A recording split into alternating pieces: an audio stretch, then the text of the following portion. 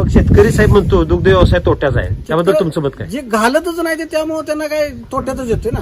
जे कोण वापरतच नाही त्यांना ते तोट्याचाच वाटणार आहे. तोट्याचंच आहे. सुरुवातीला 15 दिवस जे तुमचं जी मानसिकता होती बाबा वापरून सुद्धा रिझल्ट येत नाही, त्यावेळेची मानसिकता काय होती आणि आताची त्यावेळी मानसिकता कशाला घेतलंय, काय याचा उपयोग नाही बर. असं वाटत होतं. बर. एक 15 दिवसानंतर थोडं वाढत आता ह्या महिन्यात माझं पूर्ण 5-5 फॅट लागलं. दूध कुठे देत आहे?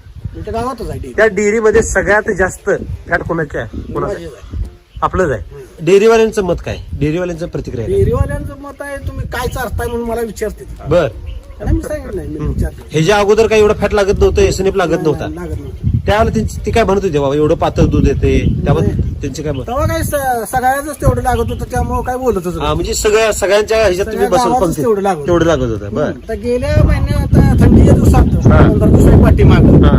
सगळ्याच एसएनएफ लागत होता 7-6 एसएनएफ लागत होता दुसऱ्यांचं. बर. तेव्हा मी माझा 8-5, 8-6, 8-7, 9 पात्र जातो. त्याच्या अगोदर हाई एसएनएफ कमीच लागत ना. कमीच होता.